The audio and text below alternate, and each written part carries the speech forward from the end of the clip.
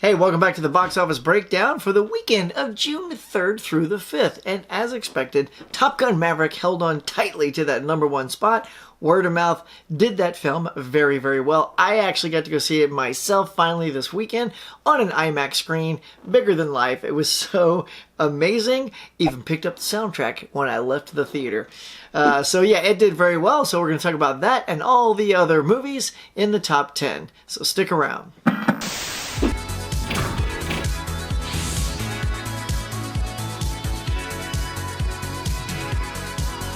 All right, my friends, now before we dive into that box office for the weekend of June 3rd through the 5th, please do me a favor if you are new to my channel and you dig stuff like box office breakdowns, Blu-ray hunts, trivia contests, live morning shows, and all kinds of special stuff like that.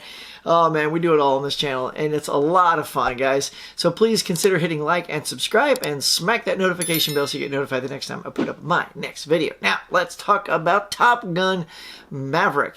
So word of mouth did it very, very well. It retained the #1 spot, and it made 85.9, like right on the cusp of 86 million this weekend, which is a fantastic thing. It only dropped 32% in its second week, so that is really good news for Tom Cruise and all the talented people that worked on this film. Actually, when I saw it too, I don't know if it's on all the screens or just the IMAX screen, but you know, Tom Cruise pops up himself, and he basically thanks everyone for coming back out to the screen, and that so many people worked hard. I think there's over like 10,000 people that worked on this film. There's even a disclaimer at the end of the film. 10,000 people worked on this thing to bring you the best movie possible. So anyway, I just want to say that I am also in the camp of loving this movie. It was so much fun. It helps if you have seen the original because there are some nostalgic, you know, heartstrings that play to that film, though you don't really have to have seen it to enjoy Top Gun Maverick. But I think you should see it anyway because it just makes Top Gun Maverick that much better. Now, let's check out how it did overall worldwide. Now, so far, to date, it has grossed $548.6 million. So, second weekend, that's a bona fide mega hit for Tom, you know. Mission Impossible films do very well, but this is kind of that super mega hit outside of that franchise.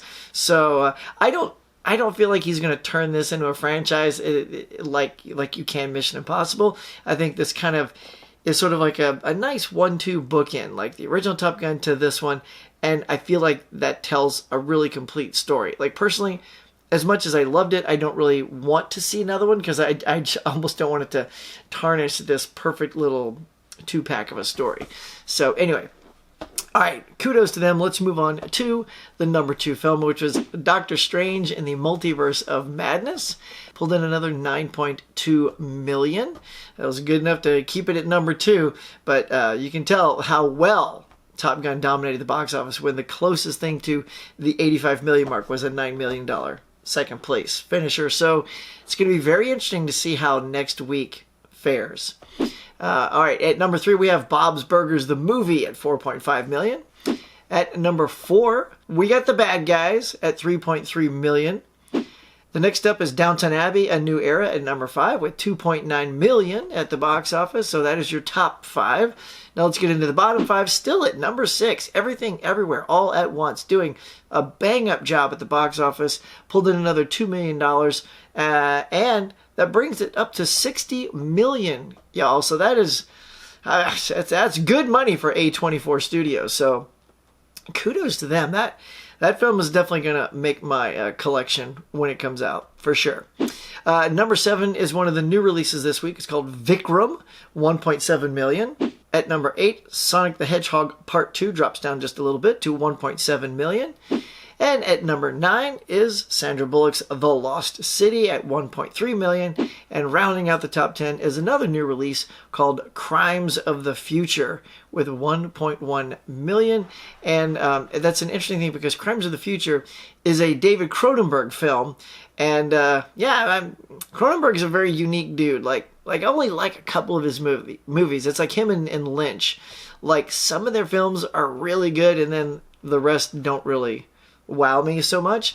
So yeah, anyway, that was the #10. So I'm curious how that movie is. It did not open very strong. So All right, now before we wrap up the top 10 of the box office, I just want to point out next weekend still doesn't have a lot of competition for Top Gun Maverick, as the only real wide release coming out is Block Party, and that's just not gonna, let's face it, it's just not gonna compete against Top Gun Maverick in its third week. But coming up right after that will be Jurassic Park Dominion, and coming in at its first week, and by then Maverick will be on its fourth week. It'll certainly be number one then, but it'll be fun to see how strongly Top Gun holds on to keep adding to its box office take. So, all right, there you go. So that is going to do it for the top 10 at the box office for this week.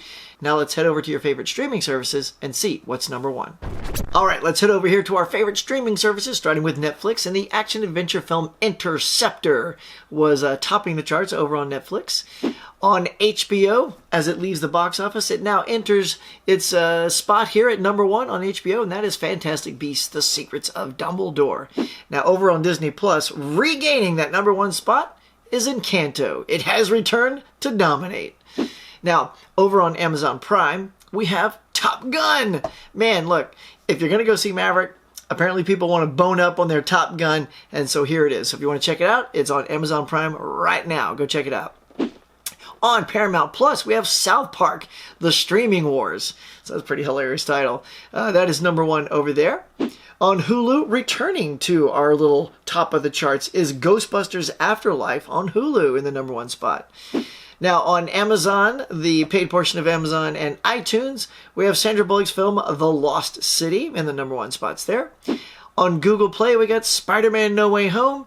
And wrapping it up on Vudu is Sonic the Hedgehog Part 2. So, guys, that is it. That is your number ones on all your favorite streaming services. Thank you so much for checking out this video today. If you're new to my channel, please get on down there and hit like and subscribe. And please hit that notification bell, because I have learned, looking at the algorithms, that about 60% of the people that watch your videos aren't even subscribed or hit the like button. So that means only 30% of you are doing that. So help me out here, y'all. Get over there, hit that like and subscribe. I'd really appreciate that. Now, till next time, whether you're a moviegoer, a stay-at-home streamer, or a collector of media, get out there and watch some movies.